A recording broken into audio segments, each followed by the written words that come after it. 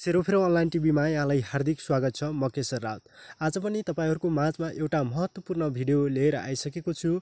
Video अन्तिमसम्म हेर्न नभुल्नुहोला।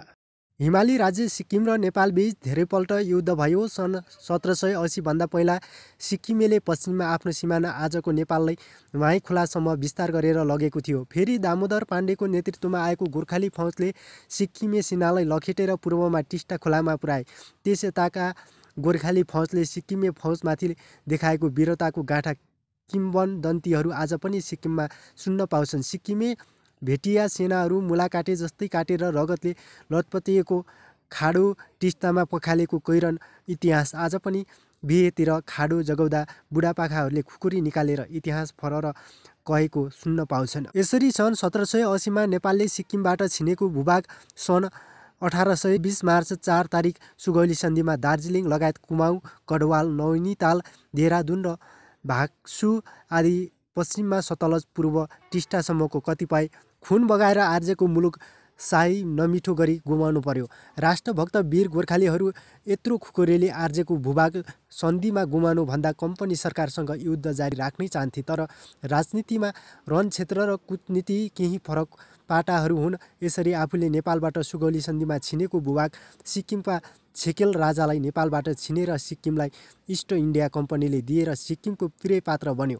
East India company सन् 1835 मा कम्पनी सरकारले स्वास्थ्यको दृष्टिकोणले आफ्नो परिवारहरू राख्नु, सेना राख्नु र युरोपमा पिउनी चिया त्यहाँ लगाउन उपयुक्त ठहर भएकाले कम्पनी सरकारले सिक्किमको छेकोल राजालाई हावापानीको लागि बसोबास गर्न फेरि दार्जिलिङ मागे।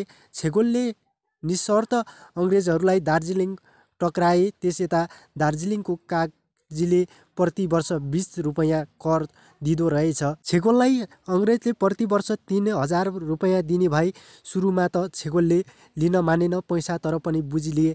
यो थियो सन् 1841 तिरको कुरा। पछि चियाहरू लाएर फाइदा भएपछि छेकोललाई कम्पनी सरकारले वार्षिक 1 लाख रुपैयाँ कर दिन थाल्यो। वार्षिक 20 रुपैयाँ कर पाउने छेकोलले 3000 पाउँदा पाउँदै अब लाखौँ रुपैयाँ वार्षिक पाउँदा दङ्गै थिए। त्यसमा छेकोललाई पछि इङ्ल्यान्ड भ्रमण, ससुरा र सुन्दरीहरूको राजसिटिबेट जङ्गबहादुरलाई जस्तो टक्राएर कामदेव नै बनाएर राखेका थिए। त्यसपछि कम्पनी सरकारले दार्जिलिङमा 1865 सम्ममा धेरै चियापत्ती लगाइसकेका थिए।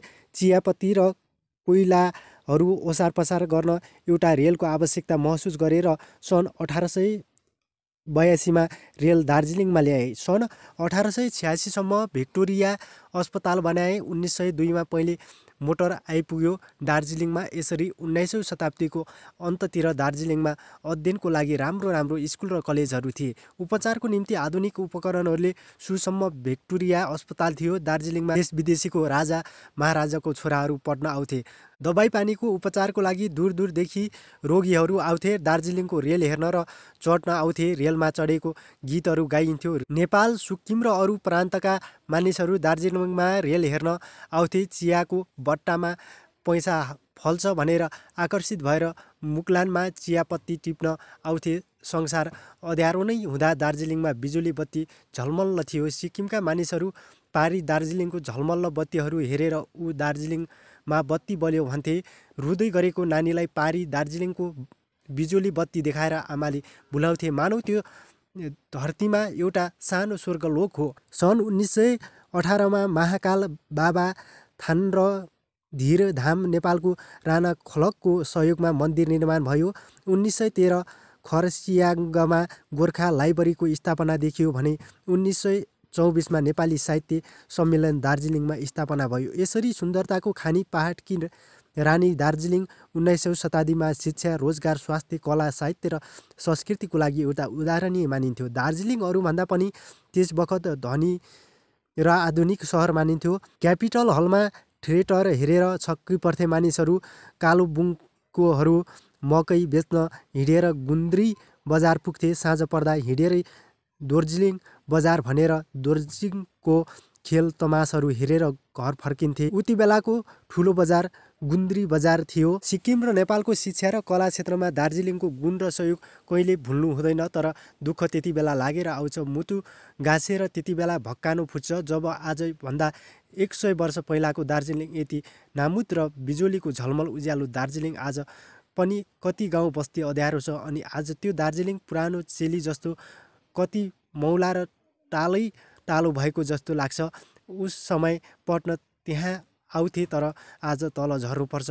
त्यस समय टाढो टाढोबाट हावापानी र उपचारको लागि दार्जिलिङ आउँथे। आज सिलगुडी र भलोर झर्नुपर्छ। त्यतिखेर पैसा टिप्न मानिसहरू दार्जिलिङ आउँथे। आज रोजगारीको निम्ति पैसा कमाउन त्यहाँका युवा युवतीहरू काठमाडौँ, बेङ्गलोर, चेन्नई, दिल्ली, मुम्बई र विदेश पलायन हुनु बाध्य छ। यही नोकरी गर्नेहरू अस्थायीको युनिफर्म लगाएर पार्टी फेरि सुडाई गोल गर्दैछन्। आज बाटोघाटोमा अवस्था, गाडी त के घोडा हिँड्नु नमान्ने अवस्था छ। अलकत्र, खोला, झोडा, स्कुल, घर, सहर र पञ्चायत सबै बङ्गाल र हाम्रो दार्जिलिङको लोकल राजनीतिकै माफियाहरूको मुली भङ्गतामा गिद्धे सिनो लुछे जस्तै लुछेर कङ्गाल मात्रै राखे।